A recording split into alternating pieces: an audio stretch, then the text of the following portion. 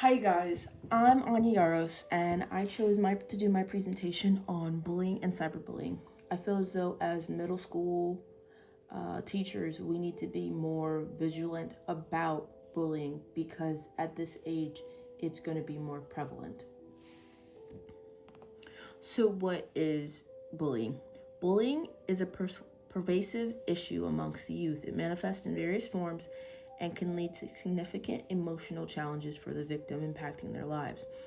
This is why I think it's so important because it has that lasting effect. It doesn't just end, it lasts a long time on the minds of our students. So, what is the definition of bullying? Bullying is an unwanted, aggressive behavior among school-age children that involves a real or perceived power imbalance. The behavior is repeated and has the potential to be repeated over time. Both kids who are bullied and who bully others may have serious lasting problems. So this means that on both sides of the coins, the kid that's being bullied and the kid who's doing the bullying both get the bad ends of it. They're both feeling something from it. So when we look at bullying, I think there are three big components of it that we need to look at to say, oh, this is definitely bullying. One of the big ones is the intent. So is it harmful? Bullying is a deliberate intention to cause harm or distress to another. This behavior is often intentional and premeditated. So this means that the person that's doing the bullying, they're thinking about what they're going to do, and they know that it's going to hurt somebody. Another big one is the power imbalance that they presume that's there. So it's the presumed existence of a power imbalance between the aggressor and the victim. This can manifest through physical strength, socially, or access to various things. So this means that the person that's doing the bullying thinks that they are in some way capable of overpowering the other person, that they're stronger than them, that they're more popular than them, or that they have something that they're going to take from you, and they think that they can get it. And the last one I think that is a big one is that it has to be repetitive. So bullying doesn't occur one time. It happens often, and I think that's one of the big reasons that it's so dangerous on our kids, because they start to get into this mentality, well, it's happened so many times before and it's never ended, so why would it end? And then I think that takes them to a really dark place. So there are different types of bullying. Bullying can manifest in many forms, whether that's socially, economically, physically. So there are different forms. But I feel as though in this digital age that we're in, particularly due to the overusage of social media at a younger age, cyberbullying is growing the fastest. So you say, what is cyberbullying? Cyberbullying is when someone is bullied online through repeated or aggressive actions by individuals or groups using technology. So you might say, well, that's just the same as bullying, it's online. But it's different. I think that cyberbullying is much more dangerous than physical bullying, because physical bullying, you can put a stop to it. Once you leave, you're at school, somebody's bullying you at school, you get the nearest adult, and you can pretty much put an end to it. Whereas cyberbullying has a few of these components that I think make it especially dangerous. So if you really think about it, the reach of the audience is much, much larger. You can choose to target one person, or you can show everybody else what you're doing. So you can really put what you're trying to do out there. The ability to escape or remove oneself, well, I've heard people say, well, just close your laptop. It's really not that simple to never use technology again. And I think a lot of our students have that mindset too, where it's like, okay, well, I'm going to report that person. That person could just come back in another form. And I think anonymity is another big factor of it, because you don't really know who's behind the screen, but you know that they're doing something wrong to you. And then one of the last components is permanency. So that saying where it says, once you put it online, it's out there forever, is very much true. So if somebody puts an embarrassing photo of you out there, even if they delete it, it can still be dug up. And I think that's why this is so dangerous, because these things are out there forever. And I just put in a slide about the prevalence of it because it's growing. It's affecting our students even more now. So preventing cyberbullying requires awareness, education, and supportive environments, both online and offline. And I put some stats to back it up. So in 2023, the Center of Disease Control and Prevention, they did a survey for 9th through 12th graders, and 19% of those students said they had been bullied on school grounds 12 months preceding that survey. And then the year before, in 2022, there was another survey conducted, and this one followed kids 12 through 18. And it looked at the differences about who was bullied online. So 21% of those kids from 12 to 18 were bullied online or by text. And then it broke it down a step further and looked at girls versus boys. So 27% were girls and 14% were boys.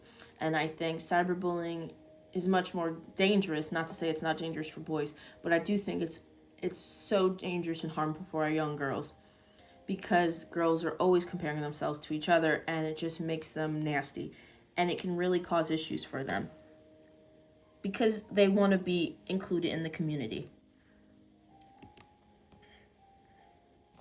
How can we minimize the prevalence of it? So there are many strategies to prevent bullying and cyberbullying.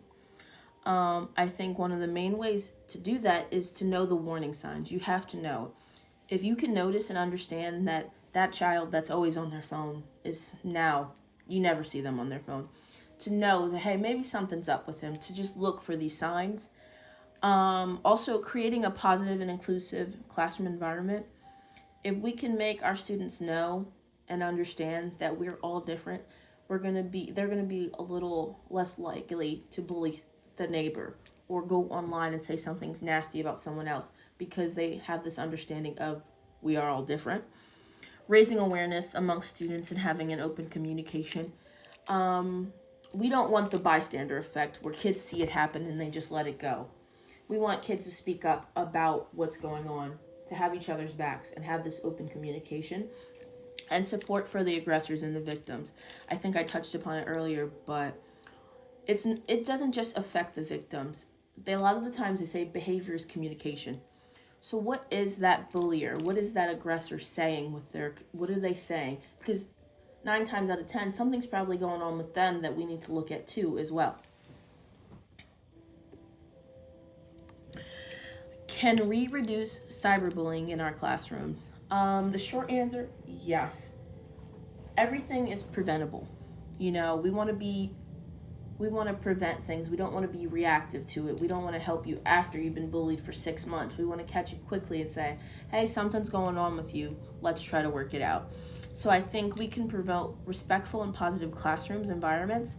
So we can, like I said, take the time to say, everyone in this classroom is different, and that is okay. Reduce screen access and monitor usage. I understand that we're doing interventions online and we give free time online, but we just need to be conscious of what they're doing. We need to look at what they're doing, what they're saying to each other, and teach empathy and different reinforcing SEL lessons. So empathy is a big one. Empathy and understanding, because it's hard at the middle school age to understand that we're all different. But if you can know that somebody else is going through the same thing as you, you're going to be a little less likely to point out what they're going through, because you yourself are going through it too. So, consequences for bullying and cyberbullying.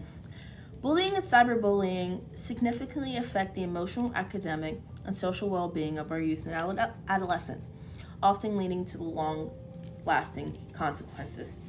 So when I think about the consequences that should be placed on doing these actions, I think that schools and communities should implement stricter policies to combat these behaviors.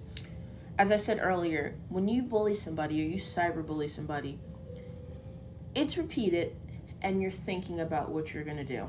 Now, I understand some children are impulsive, but the repetition of it is where it gets a little dangerous. I think at the rate in which we use technology in our classrooms in our everyday life, we need to set guidelines and procedures for misuse. So we can't just let kids say whatever they want to each other. I understand that they're gonna be kids and they're gonna say things to each other, but peer harassment or bullying to a point. It just is too much. It's too much, and kids can't handle it. The law and other usage of social media and technology are slowly catching up to the issue of cyberbullying. There are laws against things like this. I believe there was a case in 2017 where a girl had texted her boyfriend repeatedly, and I think she had told him to hurt himself, which he did, and she was sentenced to 2 years in jail for it. And I think those are strict policies to it. Now, if you tell somebody to do something bad to themselves and they do it because you're repeatedly telling them to do it, I do think you're at fault for what they do. The consequences are still not where they need to be to completely discourage people from engaging in these malicious behaviors, especially because the technology continues to grow so quickly. With the use of all these advancement tools and things like that, I think it's moving too fast for the laws to catch up, because it takes so long for a law to get into place, and they need precedent. Going back to what I said about that court case in 2017 with that girl and her boyfriend, they looked at it, the lawmakers looked at whether telling somebody online was enough to even legally say that that was your fault, that you had did that. So I think it's a lot of the back and forth about what's right and what's wrong, and what is, under the eyes of the law, what is illegal. And I think until we can firmly say what is, it's going to continue to be an issue for our students, because we are increasing the amount of time we're spending with technology. Thank you for listening to me go on about cyberbullying and bullying, and I hope you learned something. Thank you.